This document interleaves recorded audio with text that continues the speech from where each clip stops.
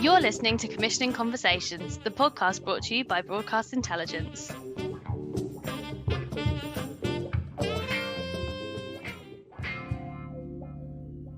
Hi, and welcome to Commissioning Conversations. I'm Alice Redman.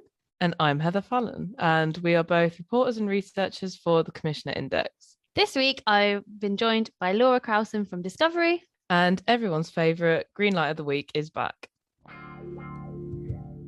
So, hi, Alice. Hello. Shall we kick off with the return of the legendary, much hyped, apparently favourite bit of the podcast for some people, Greenlight of the Week? Absolutely. So, for me, after 6 long years, everyone's favourite Rochdale Comprehensive is returning to our screens. I am, of course, talking about Waterloo Road. Like your style. So excited. I feel like there is already plenty of hype surrounding this. I know a lot of people that are really excited. And it used to be such a huge show. I didn't really watch EastEnders or Holby City, Hollyoaks. My binge watch favorite show was Waterloo Road, and I watched it religiously. I also feel like loads of the storylines really stuck with me. I mean, they weren't necessarily really complex storylines, but there was what's his name, Earl and Maxine, the dementia storyline. I remember being really affected by them, so I'm really excited to see what the new students are going to be like, what they're up to, what they're going to do in this kind of 2022 version of Waterloo Road. I think it's going to be really fun, and it's going to act as Holby City's replacement as one of the 2 continuing out of London dramas. It's produced by Waterwall and Ropeladder Fiction, which is Cameron Roach's new startup, the former head of Sky Drama. So it'll be cool to see what they bring to the table, and I'm just really excited for Waterloo Road. I can tell by your little, you can't see it, but Heb's got like a giant smile talking about Waterloo Road. How about you, Alice? What was yours? So mine is in a very different vein. I am going to go for the Tinder Swindler, which Wow. a myriad of reasons. First and foremost, love the title. I think you could probably try and say that like 5 times fast and have a tongue twister. So yeah, mainly though, the reason why I've chosen it is because the plot and the case sounds so interesting. So it's a true crime documentary commission for Netflix from Raw TV. So obviously Raw TV have done Don't F With Cats, 3 Identical Strangers. So yeah, they in a good, renowned, viral documentary space. But yeah, it's about a con man who poses as a Russian oligarch on Tinder. And so these women, are like, oh, a rich man has fallen in love with me, dreams, and he'll all like fly them out to places and things. What and, a dream. Yeah. And then obviously swindles, he's not actually got the cash, and he's been scamming multiple women out of their money and their savings, because I guess it'll be like, oh, I haven't looked too much into it, but I imagine it's like the Anna Delvey case where she'll be like, oh, can you just put that on your credit card? And it's just like a self-fulfilling hole of money and fake bank accounts and things. So yeah, I'm looking forward to that. I just love a scam. Love a catfish story. Yeah, I think it'd be really interesting. And also, it's always nice to see like a UK production company winning Netflix business. There was quite a few announced actually in this week, all coming out of Lisa Nishimura in the US, her team. She's got a great slate of documentaries, and I think she's a really interesting commissioner. So yeah, really looking forward to the Tinder Swindler. So, Alice, you spoke to Laura Crowson from Discovery this week.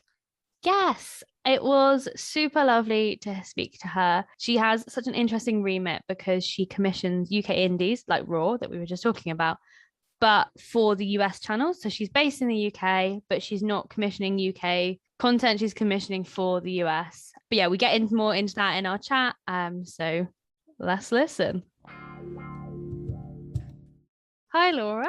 Hey, thank you so much for having me. Yeah, pleasure to be here. Thanks for joining us on the podcast today. So a great place, I think, will to start will definitely be to talk about kind of your role at Discovery, because you sit both in the UK and the US, and kind of how that works in terms of commissioning and what you do.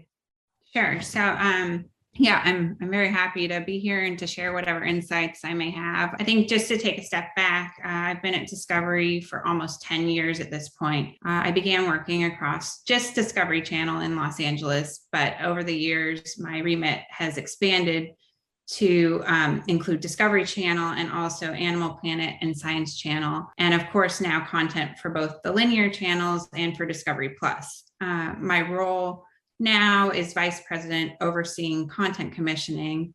Traditionally, I worked with US companies, but in relocating to London in 2019, my focus became finding great UK producers to work with, not to produce content for the international networks, but to produce for the domestic US networks. Companies like Raw, Pioneer, Double Act, they do huge numbers of hours for the US. So my goal is really to encourage UK producers to expand their international horizons and develop the next great global hit. Yeah, I mean, you've got a lot going on there, like a lot to cover. So it'd be great to kind of pick at each of the channels and maybe in what you're broadly looking for with each of those. Yeah, definitely. So, it's a really incredibly exciting time for Discovery all around the world. We obviously debuted Discovery Plus in the last year and have seen phenomenal success with that. It is a really, really exciting time in that, there's this huge groundswell and a true urgent need for incredible global content. So to your specific question, that actually means that the boundaries between the traditional networks that I look after have merged and have kind of cross-pollinated in an incredibly exciting way. So it's no longer just about Discovery Channel, Animal Planet, Science Channel. It's much more about, working out what are the huge hits that could resonate beyond one of the individual brands and have a great impact in the age of our global OTT platform, Discovery Plus, as well as the linear channels. So in practice, then it's obviously about true stories, factual stories, but it's also about surprising things, huge global formats, incredible cross-genre twists, extraordinary things that resonate in ways that we really couldn't have even anticipated. And when you're so much less beholden to, schedule-based development, that really opens a lot of doors and opportunities. So this maybe isn't the most helpful thing to say, but it really is about bringing me whatever it is that you're really passionate about in the factual space and not feeling boxed in by any one category or any one sense of the brand that you might have, because we really are hungry for the biggest, boldest ideas at the moment. So again, like from my perspective, that's like hugely exciting. So you're kind of broadly covering such a huge scope of factual at the minute then, because you've obviously got animals and science, and then Discovery itself is huge in terms of subject matters. And totally. And, I guess in terms of like subject areas for formats, it could either be self-contained or arced, where it's a big, bold concept and, we're seeing humans really put through the ringer. Think of Naked and Afraid, but the evolution of that. For docuseries, it's going to be a key group of characters that you follow across multiple episodes, think Gold Rush, but the evolution of that. For talent, first and foremost, it has to be a real talent attachment. Don't bring names speculatively, really just bring us names that you can deliver. But then, of course, just like everyone else right now, we really want incredible names that can motivate passionate followers to show up and watch. So again, it's not just about fishing shows and gold mining shows. And don't get me wrong, those continue to be like great performers for us. But, what are those big plays? We just did Naked and Afraid of Love, which turned Naked and Afraid into a dating show. We did Dodgeball Thunderdome with David Dobrik, which took a very Gen Z personality and put him into a big, bold, physical game format. We did Pushing the Line, which was one of my shows, which I brought in just before I left LA, which followed a group of the best highline walkers in the world. And they meet up annually and break all sorts of records in these amazing locations. And so, we really are open to experimentation. It's not just about bearded men these days. So, if you're passionate about it, again, it's definitely something that we want to hear. And is there anything that you're not looking for at the moment? Yeah, that's actually a really good question because, I do not commission for the UK. So that's Simon Downing and Claire Laycock and their teams areas. So, Simon, Claire, Victoria Noble, Charlotte Reed, if you have a UK centric idea or something that you feel fits their mandate, you should share that with them. And if you're unsure whether it should go to them or if it should go to me, feel free to share it with both of us. We talk regularly and it does not hurt our feelings if you're having parallel conversations. And actually you should, because it's it's serving two different purposes. But also back to the question of what I'm not looking for, we're not looking for scripted. So it should be real and factual. And as I'm sure across our group, there are plenty of networks that deal with cooking and paranormal and crime-based content. So those pitches should be directed to my colleagues at those networks. And if you don't know who they are, I'm very happy to reroute you to them and make an intro over email. And again, we're not looking for long lists of names of talent that you can't actually bring to the party. But, to turn it into a positive, it really is about finding those ideas that, you're incredibly passionate about and that you have some kind of privileged way into and that you really believe can work on a global scale. And I'm going to ask you my favorite question to ask people who commission for animal channel and animal based things is what animals are you looking for and what animals are you not interested in? Because normally you get some of the best responses like no horses at the minute, which always makes me chuckle. Well, I will say we've had great success recently with a show all about competitive pig showing called Pig Royalty, which I think it's an incredible show. And there are some amazing characters in that one, not the pig characters, but they're amazing too, but amazing human characters. And the rivalries between these kids and young adults who show pigs in Texas is just, it's insane. It's cray cray. So, there you go.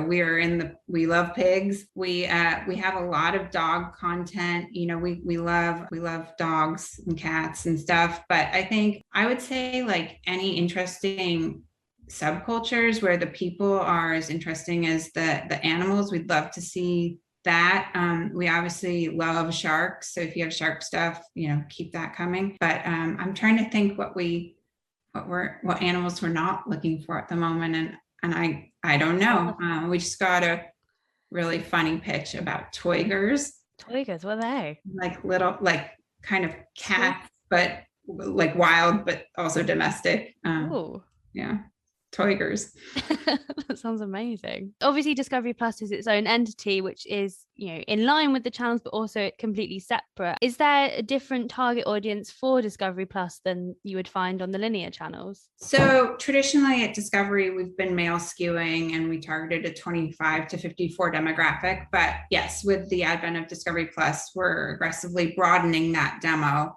And it really is about breadth of appeal and engaging new audiences as they come to the platform. But it's also like hugely exciting because again, we're able to cross-pollinate genres and we have viewers that are coming in for shows like 90 Day Fiance that are finding things that they may not have found on the linear channels before. So it's just really serving to make the content more visible to again, a much broader audience and hopefully us finding ways to engage them as they continue to show up. And what would kind of make something more suitable for Discovery Plus than say a linear channel? We look at we look at everything that's coming in together. And then as it kind of gets further into the commissioning process, it gets decided where it's going to premiere. But that's something that's kind of an ever evolving conversation. As part of your role, you work with UK broadcasters on co-productions as well. And I know that Discovery have a few in with Channel 5 at the moment. So it'd be great to kind of know how that came about and how you're looking to work with other UK broadcasters. Definitely. We're always open to working with anyone if they have good factual content. And these days, our door is always open for co-productions and partnerships. And we've had a lot of success in the co-production space. Personally, I've done a number of co-productions with companies like Plimsoll, BBC Studios, Wild Blue, Fired Up Films, Blink, Renowned, since I've gotten here. And, specifically on Channel 5, tonally, there's just increasing crossover between the sort of primetime factual that they're doing and what we can see resonating, in the US or around the world. I really think Channel 5 is doing a particularly strong job of creating those kind of big, bold, sticky, factual shows, whether they're one-offs or limited series or series. And, particularly, I think with Discovery Plus, we're always looking to fill our inventory with that type of thing. So, in one particular case with Channel 5, Banijay shared creative with me, and they ended up doing the deal for US rights, but it's us with Channel 5. But I think the key point is where you think you might have some domestic UK funding and you're looking for additional bits of top up, or to give away one handful of rights positions, then come to me and let's chat and let's see if that's, both right from a creative perspective, and then if we can make a deal work. Obviously, you said there about it being kind of top up money. Is that how you're tending to do co-production tariffs at the moment, or are you able to do 50-50 or more or less? What's kind of the budget for that? It totally depends, all of those things. I'd say just top line for budgets, our budgets are competitive. If we're taking all rights, then we absolutely compete with the biggest names in the factual space. And that just is a full range of budgets. If we're looking on a territory by territory basis, or US rights only, then of course it's a lower budget, but let us know what you need.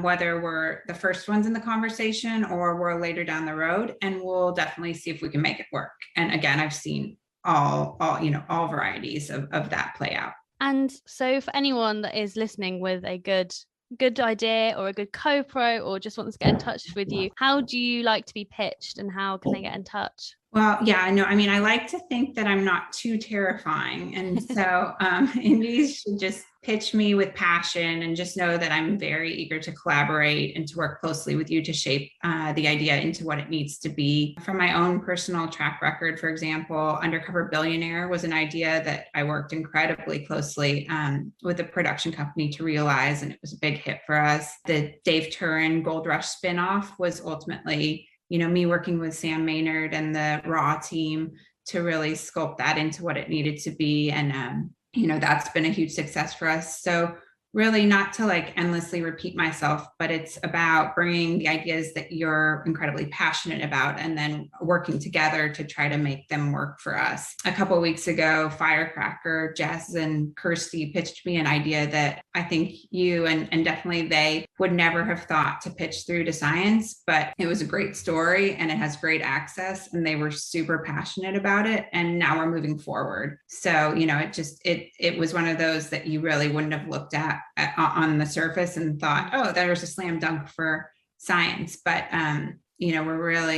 we're really able to think, is this a great story? And it is. So, if you think it's a good, fresh, big, bold idea or piece of talent, pitch it to me, and email is definitely the best first way to reach out. And again, if I don't reply right away to the email, try again. It's just a matter of getting a lot of emails and just needing to work through them, especially in this age of endless Zooms. And, I think the big point that I would stress to all of you is ultimately, it really isn't about what you might have imagined traditionally in terms of clear lanes of channel content. Again, I oversee creatively 3 different networks. So that shows that the greatest ideas can really have true factual ambition across multiple different areas, and what we're thinking about is how can we take really big swings to really punch through, because, obviously there's so many streaming platforms and linear channels at this point, and there's,